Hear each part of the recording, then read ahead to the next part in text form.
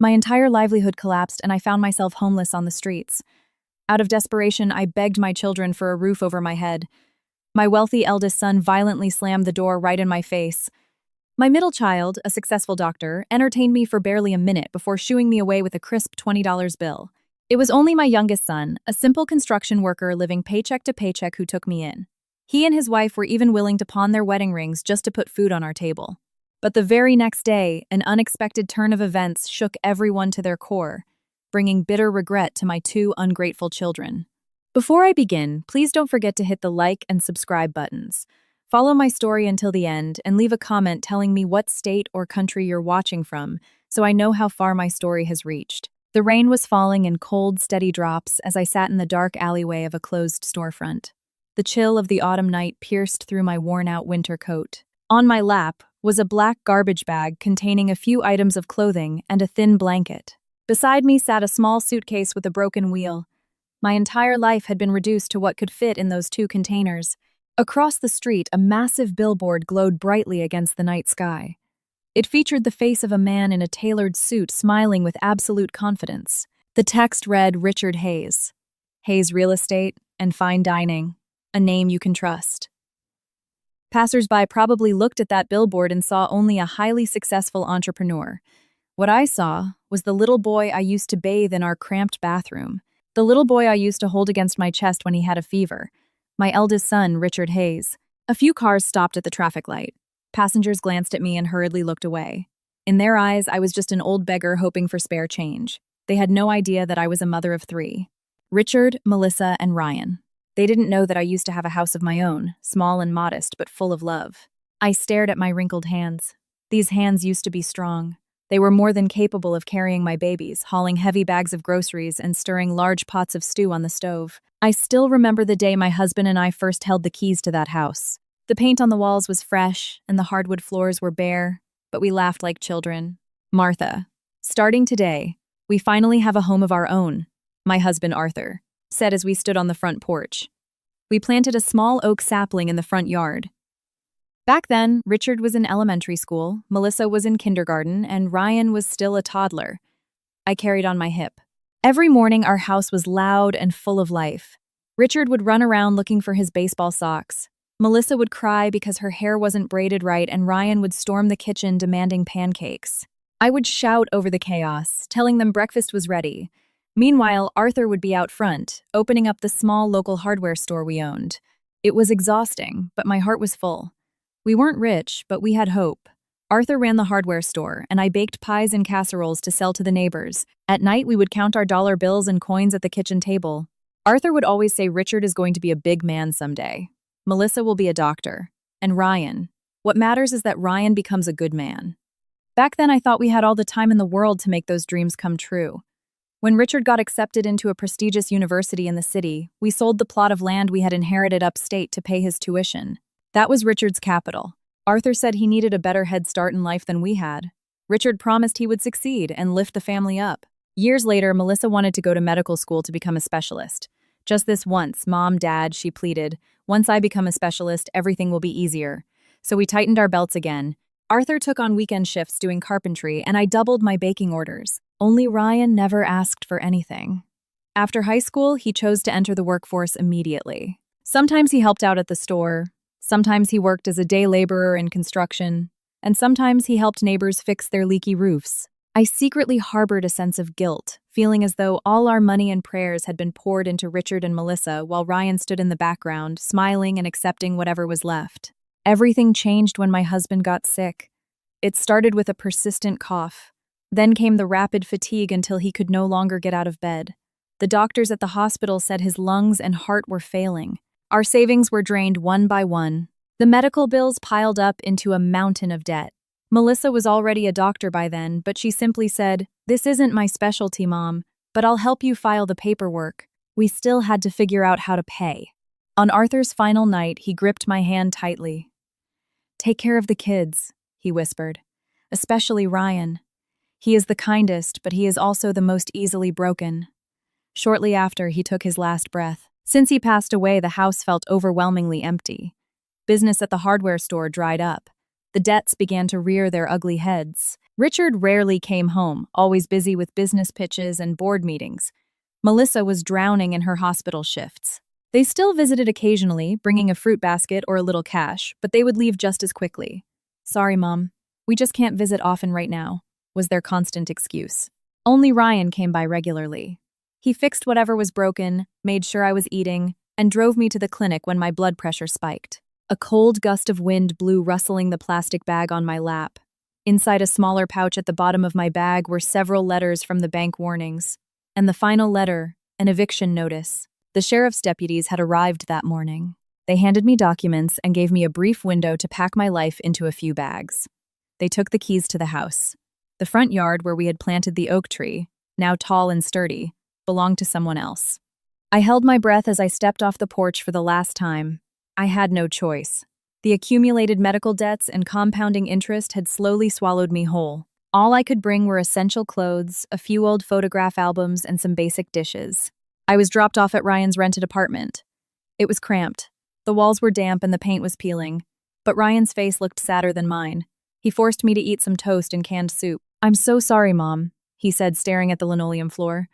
"I can't afford to buy you a house yet. I can't get our old home back from the bank." I rubbed his arm.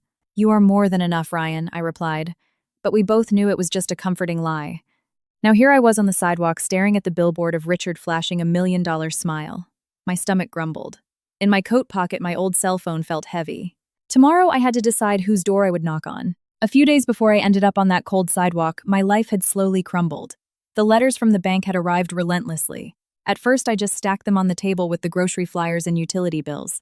Eventually the envelopes bore harsh red stamps. Final notice. One morning I went to the bank with my purse, and whatever courage I had left. The marble floors felt slippery beneath my shoes, which were used to the worn wooden floors of my own home. People sat neatly in waiting chairs, the smell of expensive cologne mixing with the sound of numbers being called. When my turn came, I sat across from a young man in a sharp suit. His name tag sat on his desk, though I've forgotten his name now. All I remember is his emotionless corporate voice.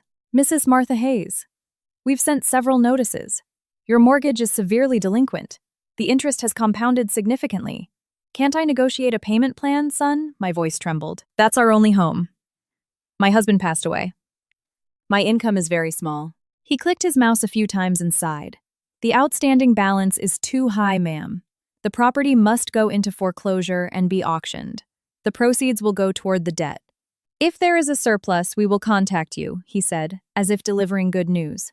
I gripped the hem of my shirt, fighting back tears. My children have good jobs.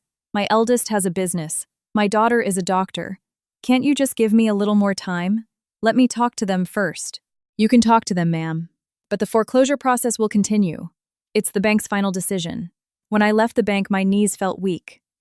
At the bus stop, I sat for a long time holding my phone. In my contacts list sat the names of my children, Richard, Melissa, Ryan. My thumb hovered over Richard's name. I pressed call. "Hello, Mom." Richard's voice sounded rushed. In the background, there was the chatter of a busy restaurant. "Richard, I just came from the bank. Our house. The house you grew up in. It's being foreclosed. Your dad's medical debts have caught up and the interest is huge." Mom, hold on a second," he interrupted. "I have a very important meeting right now. Let's talk about this later. All my capital is tied up in the restaurants and real estate right now. It's not easy to just pull cash out." He let out a strained chuckle, clearly impatient. "Just don't panic yet. But the letter says I have to vacate by next week, son. Mom, I'm stepping into the boardroom. I'll call you back." The line went dead. A text arrived a few minutes later. "Sorry, Mom. I'll try to figure something out." That was it. My phone remained silent after that. I took a deep breath and called Melissa. "Yes, Mom." Melissa's voice was exhausted. "I'm at the hospital. On rotation." "Melissa, the bank is taking the house. They sent the final notice. I'm afraid I have to leave by next week." "Oh my God, Mom." Melissa sighed heavily.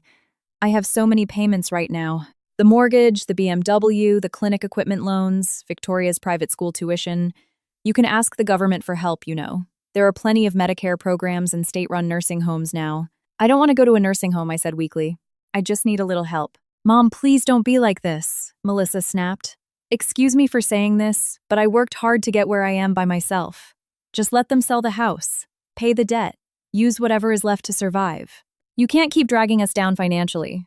At the end of her speech, she sounded exactly like an irritated doctor scolding a non-compliant patient. "I have to do my rounds, Mom. I'll call you later." She never called back.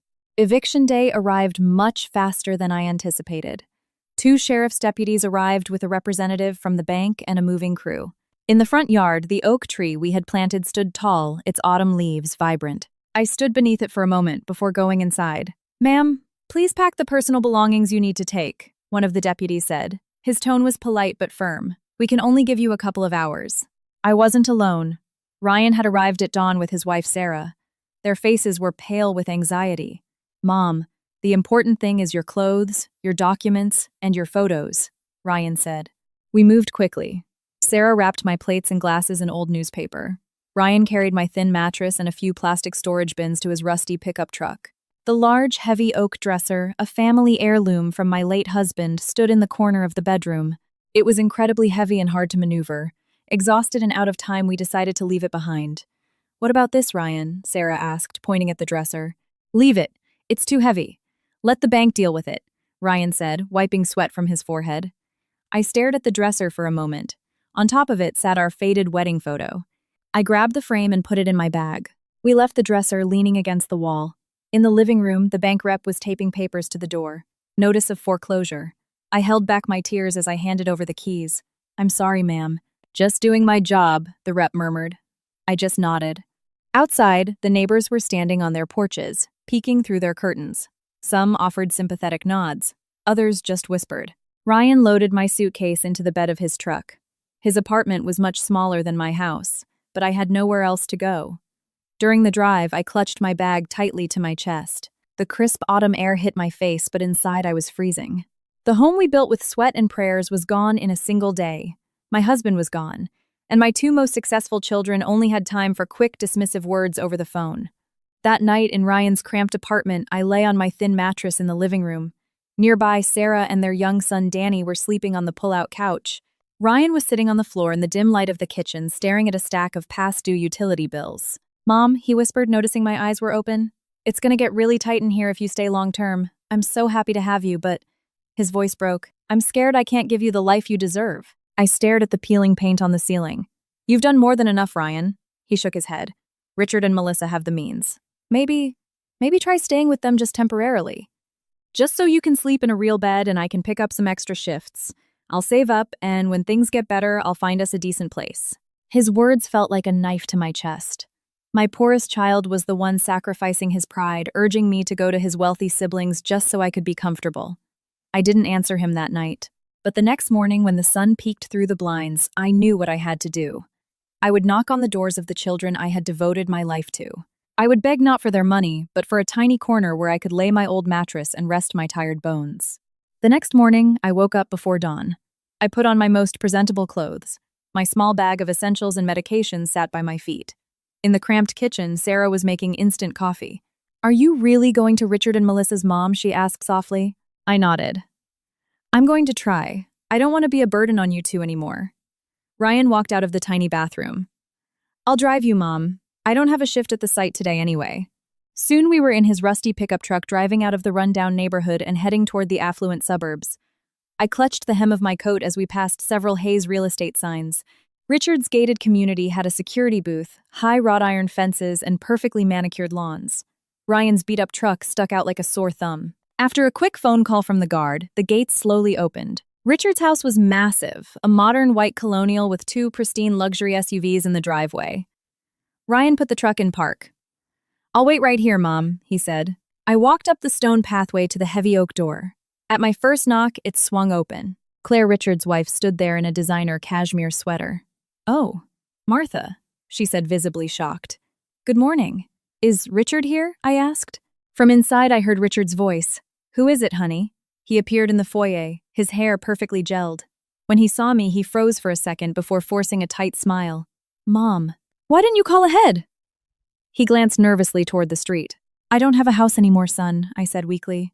"The bank took it. I stayed at Ryan's last night, but it's too cramped. I just wanted to ask if I could stay here for a while, just temporarily. I can help clean, cook, whatever you need. I won't ask for anything." Claire sighed loudly. "Richard, the girls from the country club are coming over for a charity luncheon later. If your mother lives here, how are we going to explain it? Richard rubbed the back of his neck. It's not that simple, Mom. The guest rooms are full. Kevin and Chloe need their own space. And my home office is here.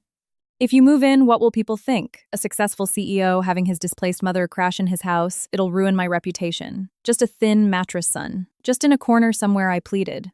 Please don't talk like that. He looked away, embarrassed. I'll help you some other way. I can send Ryan some money for rent, or look for a cheap motel. But living here, it's impossible. I host important clients. It'll disrupt my business. Claire nodded quickly. Yes, Martha. You'd be much more comfortable somewhere else. It's too chaotic here. So I can't stay here. I confirmed, my voice hollowing out. Richard took a deep breath. Not right now. Sorry, Mom. I'll think about it. But I have an appointment to get to. He looked at Claire. Honey, please walk Mom out. Claire shifted her body to block the doorway. Let's go outside, Martha. Let's not stand right in the open doorway. The neighbors might see. Before I could say another word, she pulled the heavy oak door shut. I heard a loud click as it locked right in my face. For a few seconds, I just stood there. Behind that wood was the boy I used to hold. Now he was more terrified of what his wealthy neighbors thought than he was of his mother freezing on the street. I walked slowly back to the truck. Ryan was leaning against the door. How did it go, Mom? He asked gently. I shook my head. Take me to Melissa's house. Melissa's neighborhood was equally affluent, lined with iron gates and professional landscaping. I pressed the intercom button. It didn't take long for Melissa to march out wearing her white doctor's coat and carrying her designer tote bag. Mom, what is this sudden visit? She asked, eyeing me up and down. I sat on a patio chair on her porch. She didn't even invite me inside. The bank took my house. I stayed with Ryan, but they have no room. I wanted to ask if I could stay here. I can watch the house while you're at work. I won't be a burden. Melissa checked her Apple Watch. Oh, Mom, I'm in such a rush. My schedule is packed. If you stay here, I'll have to worry about you. The rooms are full anyway. Victoria needs her study room for her SAT prep. I work night shifts at the ER. If you get sick here, it's just going to be another problem for me. But I have nowhere else to go, I whispered. She sighed dramatically, opening her designer purse. She pulled out her wallet. Here, Mom, for gas and food. She handed me a crisp $20 bill. There are lots of state programs. Nursing homes are really nice these days. Go look into one of those. You can't keep relying on your kids. We have our own lives, too. I stared at the $20 bill. It was the same amount I used to slip into her pocket for lunch money when she was in high school, back when Arthur and I would skip meals just to make sure she had enough. My hand shook as I took it. So I can't stay. It's not that you can't, Mom. It's just that I really can't handle it right now, she answered quickly. I have to go. Sorry.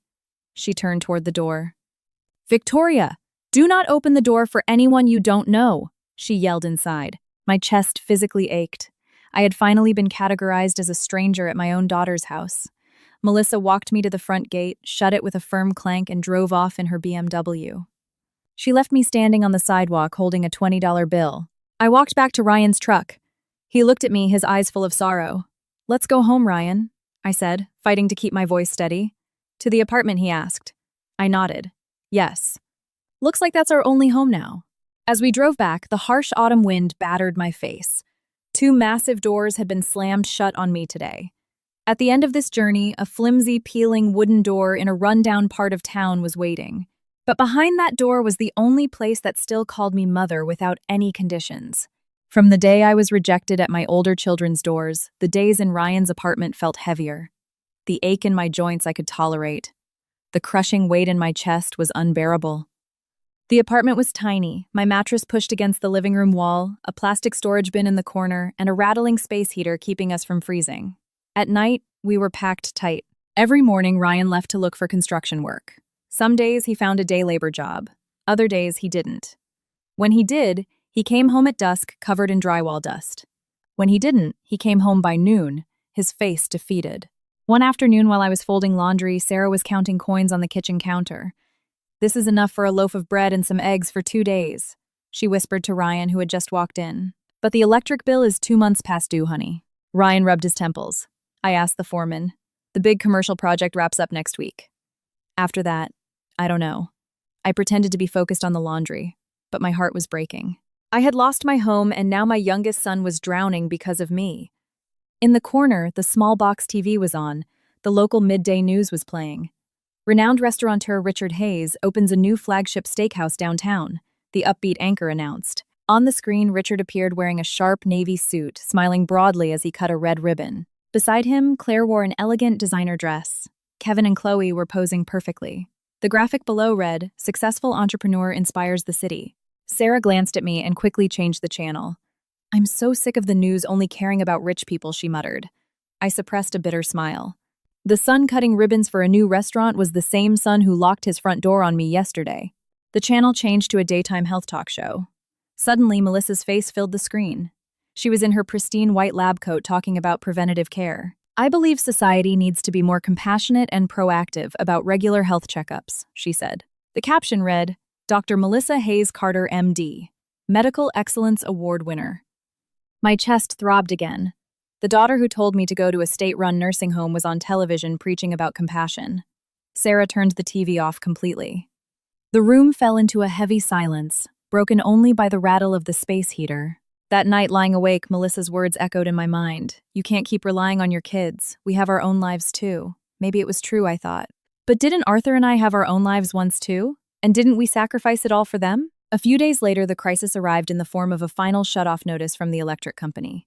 "If we don't pay this by tomorrow, we lose power," Ryan said, staring at the paper. In the pantry, there was only half a box of cereal and a few cans of soup left. Outside, a bitter frost was settling in.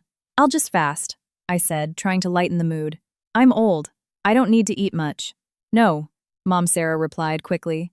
"What if you get sick?" Ryan stayed silent, his eyes bloodshot from lack of sleep. That afternoon, Danny spiked a fever. His forehead was burning, and he was completely lethargic. Sarah panicked. "Ryan, we have to take him to urgent care," she said, her voice shaking. "Even the walk-in clinic has a copay," Sarah Ryan whispered. I sat next to the couch, stroking Danny's damp hair. My little grandson gripped my hand. "Let's just sponge him with lukewarm water for now, Sarah. If it gets worse tonight, we'll take him," Ryan said. Sarah stared at her husband. "Ryan, I can't watch him suffer like this. The power is getting shut off. We have no food, and Danny is sick. We have to do something." Ryan took a deep breath and stood up. He walked over to their small bedroom dresser and opened the top drawer. From it, he pulled out a scuffed velvet box. I recognized it immediately, the box that held their wedding rings. "I think it's time," he said softly. "Ryan." Sarah covered her mouth. Those rings were simple, thin gold bands they had bought with their meager savings before getting married. I remembered the day they came home from the jeweler, laughing like kids because they finally had their own rings. "I'm sorry," Sarah Ryan's voice cracked. "I have nothing else to give. Let the rings go. What matters is that Mom and Danny eat, and we get Danny his medicine. I'll buy you a new one when things get better." Tears streamed down Sarah's face. "I've been with you since we had nothing, Ryan. I didn't marry gold. I married you. If this is the only way, do it." She quickly wiped her cheeks. "As long as we're together." I sat frozen. No words would come out of my mouth. It felt like someone was choking me. Ryan put on his jacket. "Mom, we're just going to the pawn shop downtown and then to the pharmacy for Danny," Sarah said. "Can you watch him?" I just nodded. When the door closed, I stared at my grandson. The damp washcloth on his forehead was getting warm. I swapped it for a cool one, fighting back the tears that threatened to spill. Hours later, Ryan and Sarah returned carrying plastic grocery bags. They had bread, eggs, milk, Tylenol, and cough syrup. Their faces were exhausted, but relieved. "Do you want to eat something, Mom?" Sarah asked. I stared at their bare hands. "Your rings. How much did you get?" I asked weakly. "Not a lot," Ryan replied with a small smile. "But enough to get us through the week. It's enough." I couldn't hold it back anymore. I broke down sobbing. "Forgive me. It's because of me that it's come to this." Ryan rushed over and sat beside me. "Don't say that, Mom. You are not a burden. If it weren't for you, I wouldn't be here. You worked yourself to the bone to put us all through school. Now it's our turn to take care of you. Even if it's hard, what matters is that we're together." Sarah nodded. "Yes, Mom. Money comes and goes. Houses come and go. But you only get one mother." I took a deep, shuddering breath. Out there, my two successful children were living in mansions, appearing on TV, and receiving praise. In here, my youngest son pawned his wedding ring just to feed his mother. That night, as I held Danny, whose fever was finally breaking, something shifted in my heart. For the first time, I felt anger. Not at life, but at my older children. And beneath that anger, a quiet determination was taking root, a desire to stop being a passive victim. The next morning, I was sweeping the floor when someone knocked on the door. Martha, Martha Hayes, a woman's voice called out. I opened the door. Standing on the crumbling concrete walkway was a middle-aged woman in jeans and an oversized sweatshirt. She held a plastic bag and an old yellowing envelope. Ma'am, do you remember me? She asked hesitantly. I squinted. I'm so sorry. I'm Brenda. I used to help clean your house on weekends back when Mr. Hayes was still running the hardware store. Brenda, I smiled faintly, finally recognizing her. I'm sorry my eyes aren't what they used to be. She chuckled nervously, but her face quickly turned serious. Ma'am, I was actually at your old house. The new owners hired a cleaning crew before they move in next week. Yesterday, while I was trying to move that massive oak dresser in the master bedroom, I found this. She held up the envelope. It was taped to the back of the dresser, almost like it was hidden. It has Mr. Hayes' name on it. She handed it to me. My hands shook as I took it. On the front in handwriting I knew better than my own, it read, For Martha. Keep safe. My throat went dry. Brenda, can I open this now? Of course, ma'am. It's yours. That's why I rushed over here. I asked around the old neighborhood to figure out where Ryan lived. I was terrified the new owners would throw it away. I took a deep breath and carefully tore open the envelope. Inside was a thick, slightly yellowed piece of paper with an official bank seal. It was a deposit slip and a cashier's check. I stared at the numbers, unable to process them. $1,500,000. In the bottom left corner, written in blue ink, Our life savings. If I don't make it, use this for your retirement. My hands began to tremble violently. Oh my God, slipped from my lips. Is it real, ma'am? Is it a lot? Brenda asked, trying to peek respectfully. $1.5 million, Brenda, I whispered. Brenda's eyes widened. Lord have mercy. That much. No wonder, mister. Hayes was always so busy with paperwork back then. I thought it was just the hardware store. I remembered Arthur in the months before he died. He had been taking trips downtown meeting with brokers and bank managers. He had quietly set aside this money, likely intending to give it to me, but his illness escalated so rapidly. He must have taped it behind the heavy dresser to keep it safe from burglars, and then either forgot or simply ran out of time to tell me. I covered my mouth as tears poured down my face. I suffered so much. The bank took the house, and this money was sitting there the whole time I sobbed. Brenda patted my shoulder. That's why I brought it straight to you, ma'am. I didn't want anyone else claiming it. I'm just a cleaner, but I know what's right. What ain't mine, I don't touch. I looked at her. Thank you, Brenda. If it weren't for you, this would have been thrown in a dumpster. Don't worry, ma'am. But don't checks expire, she asked. That question snapped me back to reality. I looked at the date. It was from 10 years ago. My chest tightened. It might be invalid. I need to go to the bank. Right now. Hours later, I was sitting across from a different bank official. He was older, wearing wire-rimmed glasses. So you found this document in your foreclosed home? He asked after examining it. Yes, sir. My husband passed away a decade ago. I only just found out this existed. He nodded slowly. According to policy, a standard cashier's check expires after a certain period. However, this isn't just a check. It represents funds tied to a high-yield trust account set up under your late husband's name. Let me check the system. He began typing. I held my breath, feeling like I was waiting for a judge's verdict. He leaned closer to his screen. You're very fortunate, Mrs. Hayes. This account was frozen because no beneficiary ever stepped forward to claim it. The principal amount is still there, along with a decade of compounded interest, minus some administrative fees. You mean the money is still there? I asked weakly. In principle, yes, ma'am. But to access the funds, you need to go through the legal claiming process as the primary beneficiary. We'll need the death certificate, your marriage license, and the birth certificates of your children. It would be much easier if you had a lawyer. A lawyer I swallowed hard. The word felt too expensive, too intimidating for someone like me. The banker smiled kindly. It just so happens that the attorney your husband used to set this up works closely with our branch. His name is Attorney Miller. He's on the paperwork. I can call his office if you'd like. The name wasn't foreign to me. Arthur used to mention a David Miller. Yes, please, sir. Attorney Miller's office was just a few blocks away. It was a modest but highly organized space lined with law books. A man with graying hair and round spectacles greeted me warmly. Mrs. Martha Hayes.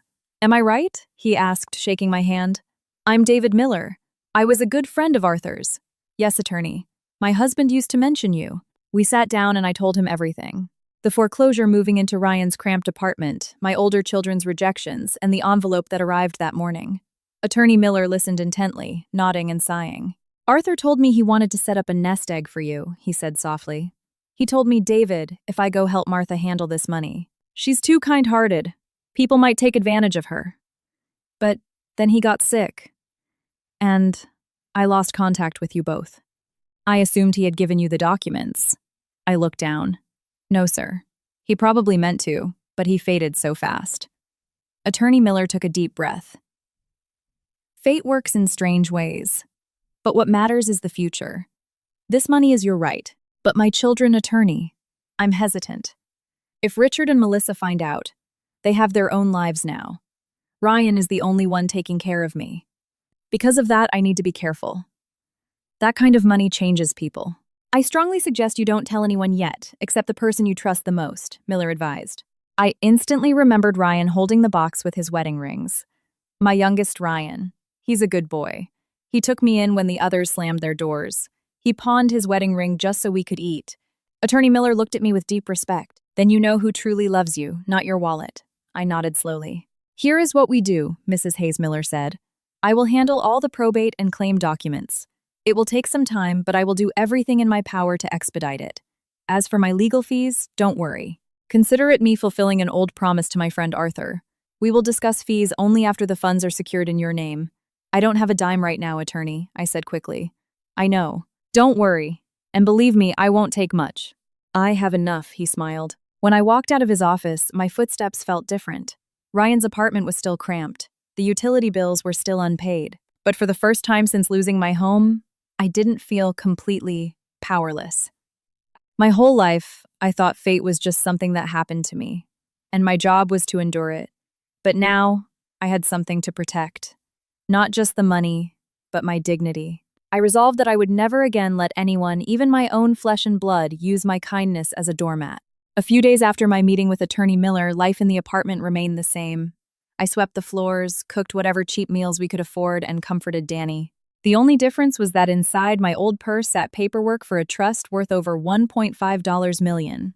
That night, after Sarah and Danny fell asleep, I sat on the floor next to Ryan. The single bulb in the kitchen cast a dim glow. Ryan, I whispered. He turned to look at me. I need to tell you something, but you have to promise not to breathe a word to anyone yet. Yes, Mom. What is it? I pulled out the copies of the bank documents and handed them to him. He stared at the numbers, his eyes darting back and forth as if afraid he was reading it wrong. $1.5 million, his voice barely registered. Yes, I said. Your dad left it. I just found the paperwork hidden in the old house. The bank says it's still there. Attorney Miller is helping me claim it. Ryan stared at me in shock. Mom, if you get that, you can buy a house again. You can live comfortably. We won't have to squeeze you into this living room. Yes, I said. But Ryan, this kind of money makes people forget themselves. That's why I don't want Richard or Melissa knowing. I'm terrified they'll only see the dollar signs. Not me. Ryan fell silent. Do you really think they'd fight over it? I remembered the locked doors. The $20 bill. If they couldn't be bothered to give me a bed when I had nothing, imagine what they'll do when they find out I have millions. Ryan took a deep breath. Okay, Mom, don't worry. I'm here to protect you. That money is your right. Once it's settled, we'll figure everything out. I squeezed his hand. For the first time in years, I felt secure. But greed has a way of traveling faster than the law. A few mornings later, while I was hanging laundry out back, I heard the roar of heavy engines pulling into our narrow street. The neighborhood kids ran to look. Luxury cars rarely ventured into this part of town. 2 SUVs parked out front. Richard stepped out of a Range Rover, dressed impeccably, followed by Claire. From a sleek BMW, Melissa and her husband James emerged.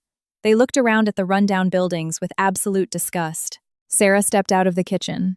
Honey, Richard and Melissa are here, she whispered frantically to Ryan. Ryan walked out to the small porch. Richard! Melissa, he said formally. This is where you live, Richard asked, eyeing the peeling siding and the sagging roof. Melissa wrinkled her nose. Let's just go inside. I don't want to stand out here. They pushed past Ryan without waiting for an invitation. Our tiny living room instantly felt suffocatingly small. I pulled the laundry baskets off the cheap plastic chairs.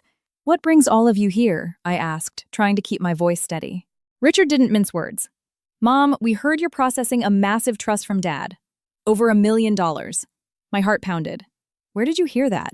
James, Melissa's husband, spoke up. I work in wealth management at the regional bank, Martha. When a dormant account of that size gets flagged for activity, the system alerts the executives. I looked into it and saw your name and Attorney Miller's. Melissa stepped forward using her authoritative doctor voice. What shocked us, Mom, is why you didn't tell us. Why go to a lawyer behind our backs? I wasn't sure about the process yet, I replied. I didn't want to get anyone's hopes up. Or were you hiding it because you were afraid we'd ask for our cut? Richard interrupted coldly. I fell silent. His words stung. Richard, don't talk to Mom like that, Ryan interjected. She's just confused by all the legal stuff. Richard glared at him. You're the most suspicious one here, Ryan. You live with her. You're the first one who knew. It's so easy for you to manipulate her. I have never told Mom what to do. Ryan raised his voice. I took her in because you two threw her out. Richard ignored him and turned back to me. Mom, honestly, $1.5 million is too much money for you to manage alone. You're getting old. Lawyers are just out to make a buck. It's safer if James and I handle the investments. Put the trust in our names.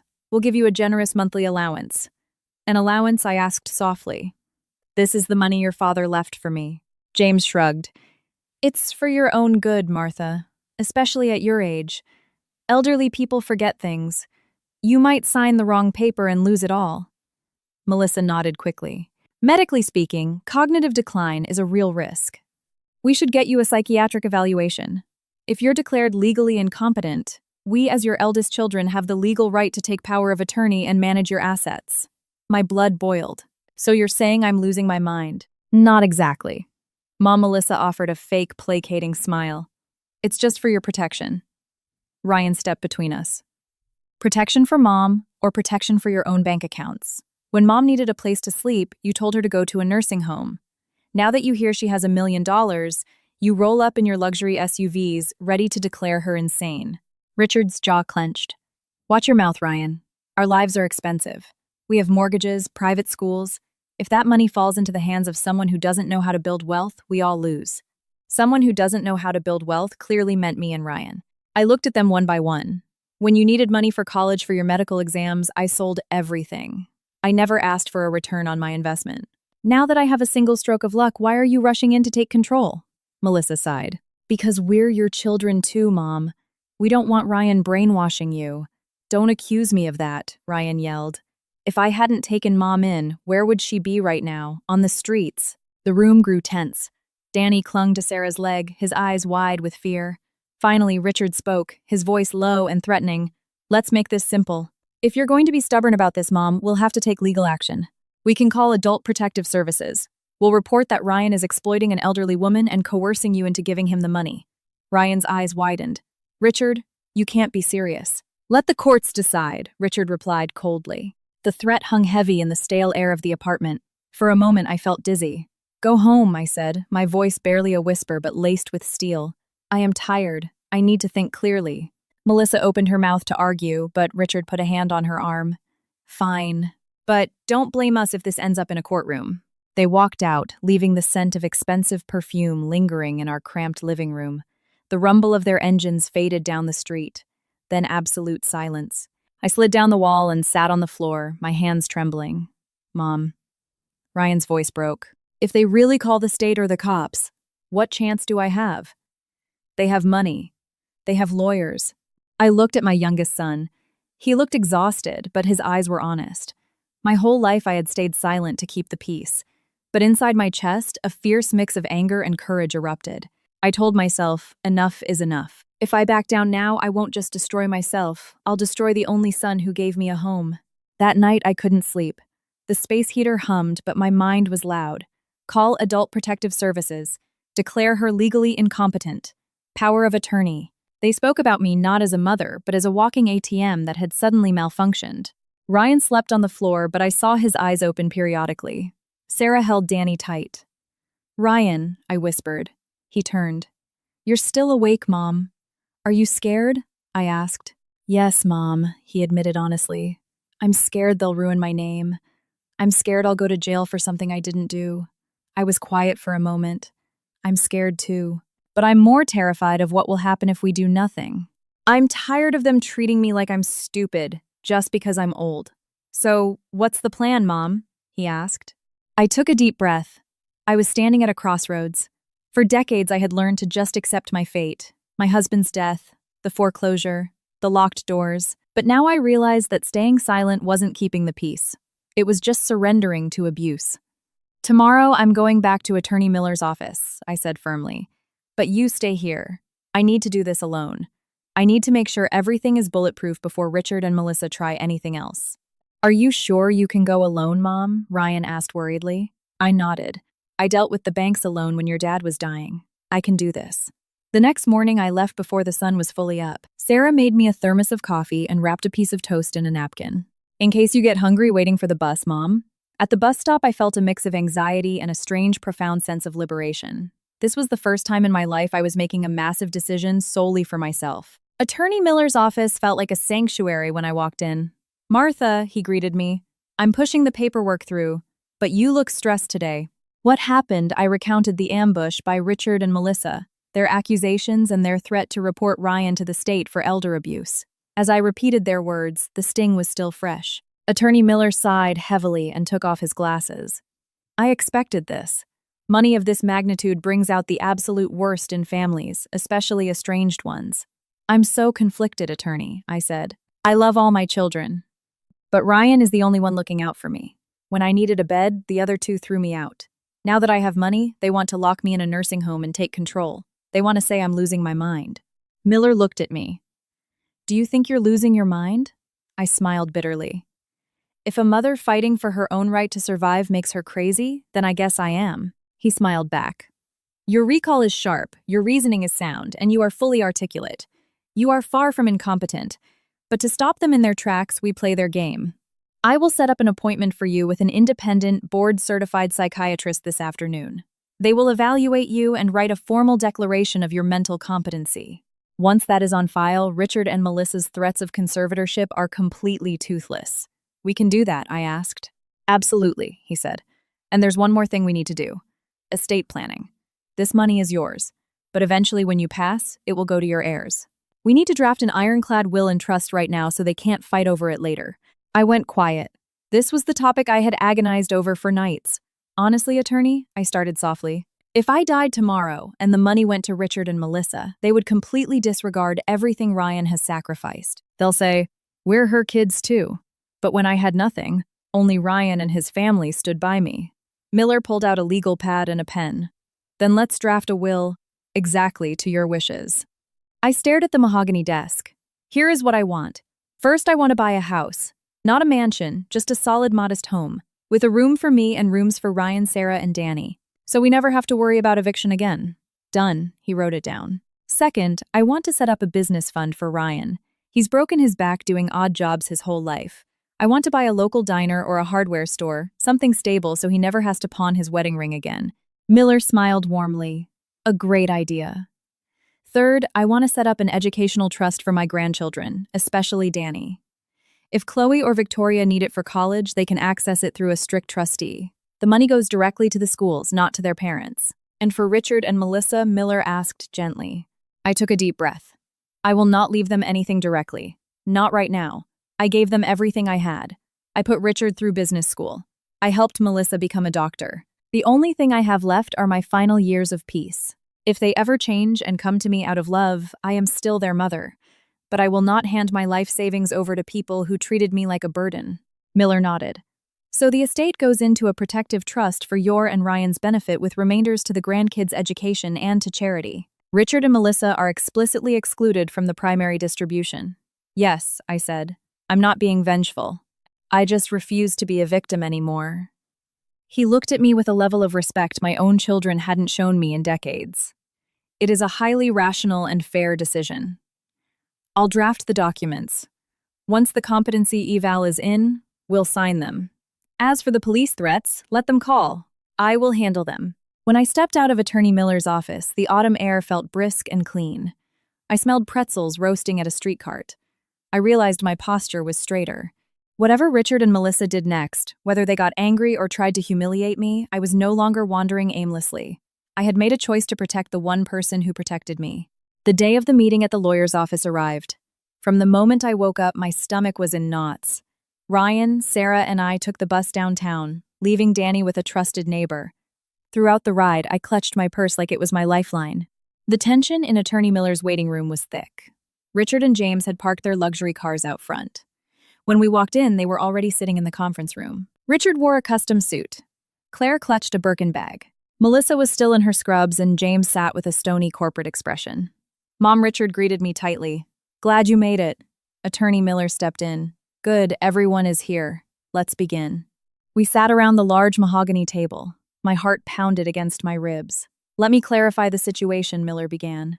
"A few weeks ago, Mrs. Hayes brought me a financial instrument left by her late husband. After verification, the trust holds approximately $1.5 million. By law, as the primary beneficiary, these funds belong entirely to her." Richard leaned forward immediately. "We aren't disputing her right to the money, attorney. Our concern is management. Mom is elderly. We are concerned about undue influence from Ryan." Melissa chimed in. "And her memory is failing. She gets confused easily." Dr. Hayes Carter Miller cut her off smoothly but firmly. "Before we proceed, please review this." He slid a manila folder across the table. "This is a sworn medical evaluation from Dr. Eris Thorne, a leading independent psychiatrist in the state, conducted last week. The results are unequivocal. Your mother is in perfect cognitive health, possesses full legal capacity, and shows zero signs of dementia or undue susceptibility." Richard and Melissa froze, scanning the document. Therefore, Miller continued, "We will not be entertaining any baseless claims regarding conservatorship or mental incompetence. We will respect her autonomy." Ryan glanced at me. I took a slow, steady breath. Miller pulled out a thick, bound document. "Regarding the estate, since the funds belong to Mrs. Hayes, she has established an irrevocable living trust to dictate how the money is used now and upon her passing. I will read the core stipulations." The room went dead silent. First, Miller read, "A portion of the trust will purchase a primary residence titled jointly to Martha Hayes and Ryan Hayes to serve as their permanent home." I felt Ryan stiffen beside me. Across the table, Richard's face turned red. "Are you serious, Mom?" Richard snapped. "You're just giving Ryan a house I swallowed hard. That house is for me, Richard, so I have a place to live until I die. Ryan takes care of me. It's only right he is co-owner." Richard scowled but stayed quiet. Second, Miller continued, "Capital will be dispersed to purchase a commercial business, specifically a local diner to be owned and operated by Ryan and Sarah Hayes. The purpose is to establish financial independence for them, while they act as Mrs. Hayes's primary caregivers." Sarah gasped quietly, covering her mouth. Melissa slammed her hand on the table. "Attorney, this is completely absurd. Why is Ryan getting everything? We are her children too." "I suggest you let me finish," Miller said, his voice dropping an octave. "Third, a separate educational trust is established for the grandchildren. This includes Danny, Chloe, and Victoria. Funds will be dispersed directly to accredited universities. The parents will have zero access to the capital." Claire and James exchanged panicked looks. Fourth, Miller said, "A set amount is earmarked for various local charities, including elder care facilities and homeless shelters at Mrs. Hayes's personal request." Melissa crossed her arms defensively. "And what about us? What about me and Richard?" Miller looked down at the documents, then back up. "In this trust, Mrs. Hayes has designated zero direct financial distribution to Richard Hayes or Melissa Hayes Carter." The room seemed to freeze over. "What?" Richard shouted, jumping up. "Mom, what is the meaning of this?" I looked at the table, then looked up, meeting his eyes directly. "It means that for once I am choosing to protect myself. I gave you both everything. Your father sold his land to put you through business school. I baked pies until my hands bled to pay for Melissa's med school. But when I lost everything and needed a roof over my head, you locked your doors." Ryan opened his. "So if I have anything left, I am securing my future. And Ryan's." Melissa laughed bitterly. "So all our hard work means nothing. We send you gifts. We visit on holidays." I shook my head. "Dropping off a fruit basket on Thanksgiving does not equal letting me sleep on a cramped apartment floor and pawning a wedding ring just so we could eat." Richard glared venomously at Ryan. "You happy now? You pulled off the ultimate con. You manipulated her perfectly." Ryan stood up, meeting his brother's gaze. "I never asked Mom for a dime. I didn't tell her to choose. I just didn't slam the door in her face when she was homeless. That's it." "I am not here to mediate family drama," Miller interjected sharply. "I am here to execute my client's legal will. Everything is ironclad. From a legal standpoint, it is unassailable. From a moral standpoint, I believe her reasoning speaks for itself." The tension was suffocating. Suddenly, Richard's cell phone buzzed loudly on the table. He snatched it up, irritated. "What? I'm in a family meeting." Whatever was being said on the other end made the blood drain from Richard's face. What do you mean the lead investor pulled out? The audit leaked. No, that's impossible. Stop the press release. He hung up, his hands shaking. There's an emergency at the company. The board is freezing our expansion projects. Almost simultaneously, James's phone rang. He answered, it listened, and went rigid. Yes, sir. I understand. An internal compliance investigation. Yes, I will cooperate. He hung up and looked at Melissa, horrified. The bank's ethics committee is investigating flagged transactions, including the vendor contracts your clinic signed with that pharmaceutical rep. Melissa turned pale as a sheet. The room fell into a stunned silence. Inside me, something heavy finally let go. Attorney Miller cleared his throat. I won't interfere in your professional matters.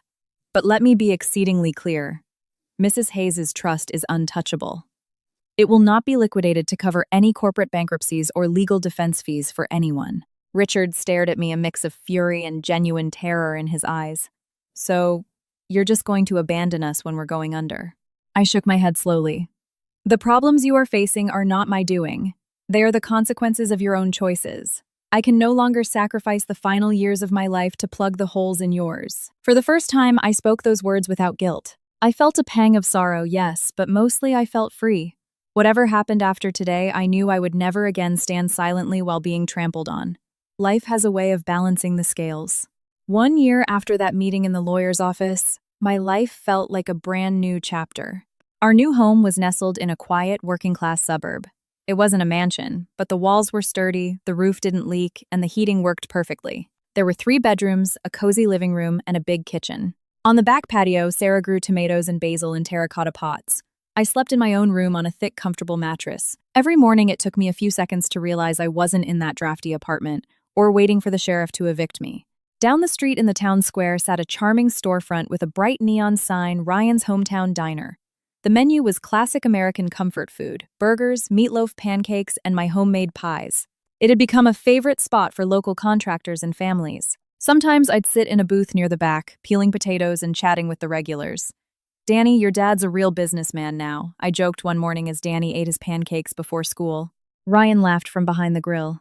We're a long way from the Fortune 500, Mom, but at least the lights are staying on. One afternoon while I was wiping down the counter, the diner's TV was tuned to the local news. Sarah gasped and pointed.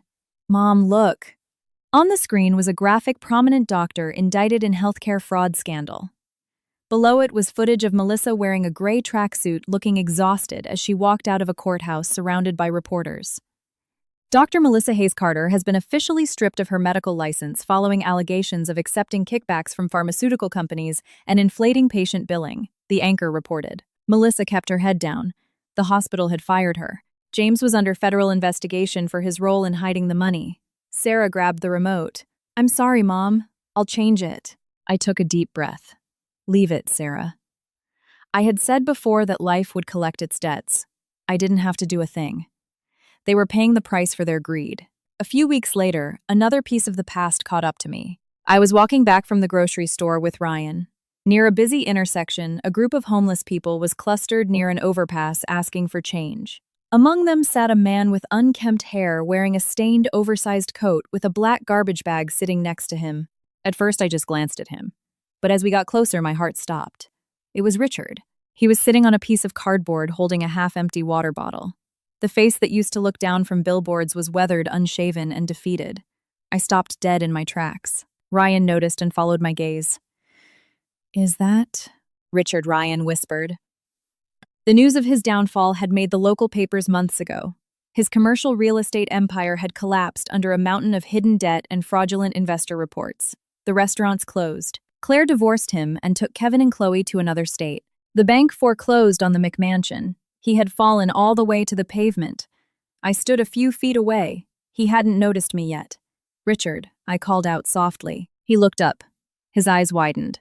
His jaw tightened defensively, and then his face completely crumbled. Mom!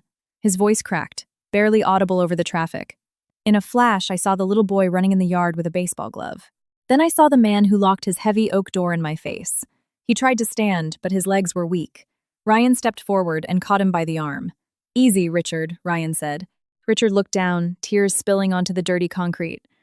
I lost it all, Mom. Everything. My friends, my business, my house. Claire left me. Kevin won't take my calls. I don't even know where Chloe is. His voice shook violently. I'm exactly where you were, sitting on the sidewalk. I locked you out because I was embarrassed of what people would think. Now everyone looks at me with disgust. His words cut straight to my heart. Part of me knew this was poetic justice, but the mother in me only saw a child in immense pain. I sat down on the low concrete wall next to him. From my grocery bag, I pulled out a styrofoam container holding a hot slice of meatloaf and mashed potatoes from the diner. Here I handed it to him. Eat something. His hands trembled as he took it. I don't deserve anything from you, Mom. Whether you deserve it or not is between you and God, I replied. I just can't stand to see you starve. He opened the box and ate ravenously. Mom, he swallowed hard. I'm not asking for your money. I just want to say, when you stood on my porch, I shut the door because of my ego. I thought having a poor mother would ruin my image. But the most shameful thing wasn't being poor. The most shameful thing was having a heart so cold toward the person who loved me most. He broke down, sobbing again. Ryan looked away, wiping his own eyes. I took a deep, steadying breath. I am a mother to all three of you. I was furious. I was heartbroken. I still don't want to see you destroyed, I said firmly. But I will not sacrifice what I have left to fix the mess you made. When you had everything, you made your choices. Now, I am old. I have earned my peace. Richard nodded rapidly. I understand, Mom. I won't ask for a dime. I'm just grateful you didn't look right through me today. That's enough. I stood up. If you need a hot meal, go to Ryan's diner. Not every single day, but if you're truly hungry, go there. Tell them you are my son. Richard looked at me stunned. But as for living in my house or accessing the trust, that door is closed. You need to rebuild your own life. He bowed his head, but there was a flicker of light in his eyes. Not hope for a sudden fortune, but the hope that someone in the world hadn't entirely abandoned him. Ryan and I walked away.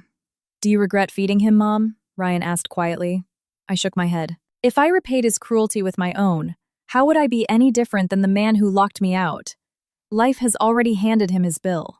But I'm not going to let him drag us down again either. That afternoon, I sat on my back patio. Danny came running up the driveway from the school bus. Grandma, I got an A on my spelling test, he yelled, waving his paper. I smiled and ruffled his hair. Inside, Sarah was brewing fresh iced tea. Ryan was closing up the diner early so we could all watch a movie. I looked up at the clear autumn sky. In my heart, I spoke to my late husband. Arthur, the money you left was used right.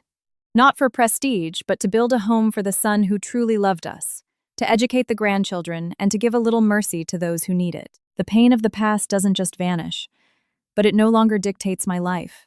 I have scars, but I also have peace. I was evicted, slept on a floor, and was handed a $20 bill like a beggar. Now I sit on the porch of my own home, surrounded by people who are imperfect but deeply loyal. Life isn't always fair, but eventually everyone reaps what they sow. My job now is simple. Take care of myself, cherish this little home, and teach my grandson that parents are never a burden, but a blessing to be respected. And I will make sure the door to my home never closes to those who approach it with an honest and loving heart, perhaps even someday to my lost children if they ever truly find their way back. Thank you so much for joining me until the end of my story. Life is a long journey full of trials, pain, and lessons that shape who we are. I hope you found some valuable takeaways from the hardships I endured. Wherever you are in the world right now, I'd love to know what state or country are you watching from? What are you doing while listening to my story? And most importantly, what part of this tale resonated most with your heart and mind? Please share your thoughts in the comment section below. I read every single one and truly appreciate your perspectives. If you enjoyed this story and want to hear more narratives filled with life lessons, please don't forget to like this video and subscribe to our channel. Your simple click is a huge help in allowing our stories to reach more people who might need a little inspiration today. Until next time, this is your storyteller, reminding you love and cherish your parents while they are still with you. Goodbye.